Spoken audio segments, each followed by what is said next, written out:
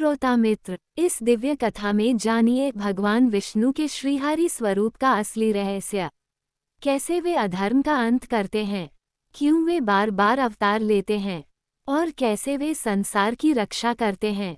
मित्र, अगर आप चैनल में नए हो तो PCKLOVKTI चैनल को जरूर सब्सक्राइब करें। कहते हैं, जब संसार में पाप बढ़ जाता है, जब निर्दोषों की चीखें आकाश में गूंजने लगती हैं, जब मनुष्य अपने ही मनुष्य से विश्वास खो देता है और जब धरती कराहकर कहती है, हे नारायण मेरी रक्षा करो, तब विष्णु अपने सौम्य करुणामय स्वरूप से उठ खड़े होते हैं। वह उठना मात्र नहीं होता, वह अधर्म के अंत की घोषणा होती है। देवताओं का प्रश्न, हे प्रभु आप रूप क्यों बदलते हैं। एक बार सभी देवता वैकुंठ पहुँचे। उनकी आंखों में चिंता थी। असुरों का आतंक बढ़ चुका था, धरती भारी हो चुकी थी। इंद्र ने विनम्र होकर कहा, प्रभु जब आप सर्वशक्तिमान हैं तो फिर बार बार अवतार लेने की क्या आवश्यकता है। विष्णु मुस्कुराए। उनकी मुस्कान में शांति थी और गहराई भी। उन्होंने कहा, अवतार मेरा कर्तव्य नहीं, संसार की पुकार का उत्तर है। देवता समझ नहीं पाए। तब विष्णु ने एक दिव्य दृष्टांत दिया। विष्णु बोले, धरती एक विशाल कमल के समान है। उसकी सुंदरता तब दिखाई देती है जब कीचड़ उसे ढक न ले। जब पाप और अहंकार कीचड़ बनकर धरती को घेर लेते हैं, तब मैं कमल की रक्षा के लिए उस जल में उतर जाता हूँ। देवताओं ने पूछा, तो क्या हर बार संहार जरूरी है। विष्णु बोले, नहीं, कभी मैं समझाकर, कभी मार्ग दिखाकर, कभी प्रेरणा बनकर, और केवल तब जब बात अत्यधिक बढ़ जाए तभी मैं संहार करता हूँ। विष्णु का श्रीहरि स्वरूप करुणा में छिपा तेज। श्रीहरि नाम का अर्थ है जो हर बुराई को हर ले और हर हृदय में हरि भाव भर दे। विष्णु का ये स्वरूप बहुत शांत है। उनकी आंखें कमल जैसी कोमल हैं, पर जब संसार में बुराई बढ़ती है, वही आंखें अग्नि बन जाती हैं। वही सौम्य हाथ धर्म की रक्षा के लिए शस्त्र उठा लेते हैं। विष्णु कहते हैं, मैं दुष्ट से नहीं, उसके भीतर बसे अहंकार से लड़ता हूँ। जब त्रिपुरासुर ने 3 लोकों में आतंक फैलाया, एक समय त्रिपुरासुर नाम का असुर था। उसने तप किया, वरदान पाया और 3 उड़ने वाले नगर बना लिए। इन नगरों से वह देवताओं, ऋषियों और मानवों को सताता था। उसकी शक्ति इतनी अधिक थी कि कोई देवता उसका सामना नहीं कर पाता। देवता घबराकर विष्णु के पास आए, प्रभु ये दानव तो संसार को निगल जाएगा। विष्णु शांत स्वर में बोले, दानव शक्तिशाली नहीं, उसका अहंकार शक्तिशाली है और अहंकार का नाश सिर्फ शस्त्रों से नहीं, ज्ञान से भी होता है। विष्णु ने एक रणनीति बनाई। उन्होंने असुरों के मन में सच्चाई का प्रकाश जगाया। उन्होंने उन्हें दिखाया कि त्रिपुरासुर ने उन्हें धोखा देकर अधर्म के मार्ग पर खड़ा कर दिया है। जब असुरों का मन बदल गया तो त्रिपुरासुर अकेला पड़ गया और तभी शिवजी ने एक ही बाण से उसके नगरों का अंत कर दिया।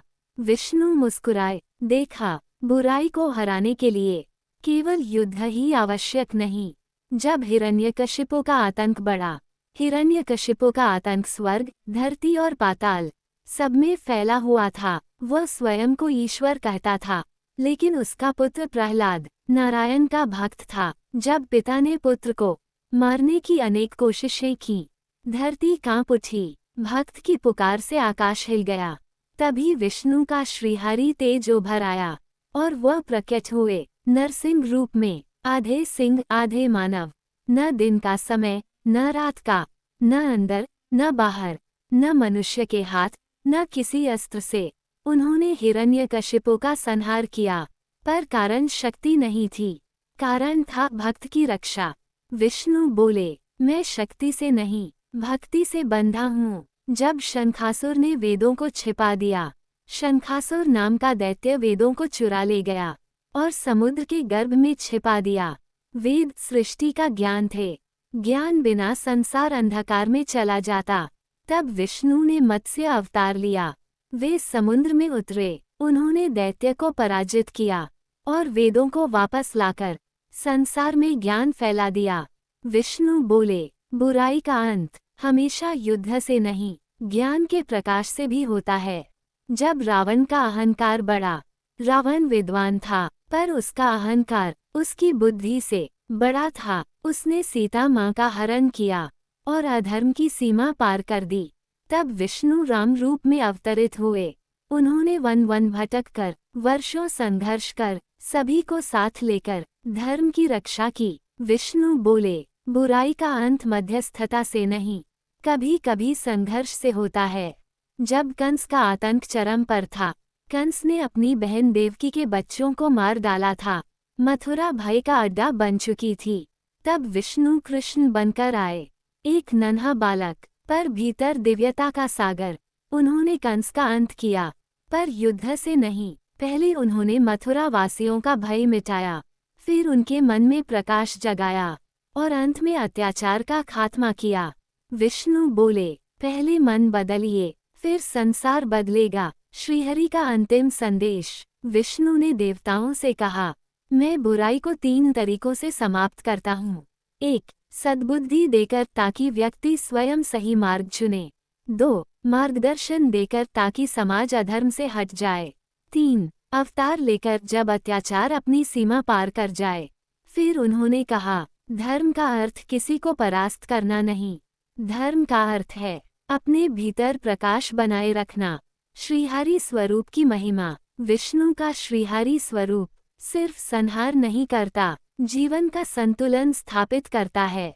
वह कहते हैं, जब सत्य दुर्बल दिखने लगे और असत्य शक्तिशाली, समझ लेना मैं आने ही वाला हूँ। और तब वो किसी भी रूप में, किसी भी स्थान पर, किसी भी समय सत्य की रक्षा हेतु प्रकट होते हैं। यही है विष्णु का श्रीहरि स्वरूप, जो बुराई का अंत करके संसार में भलाई को स्थिर करता है। जय श्रीहरि विष्णु।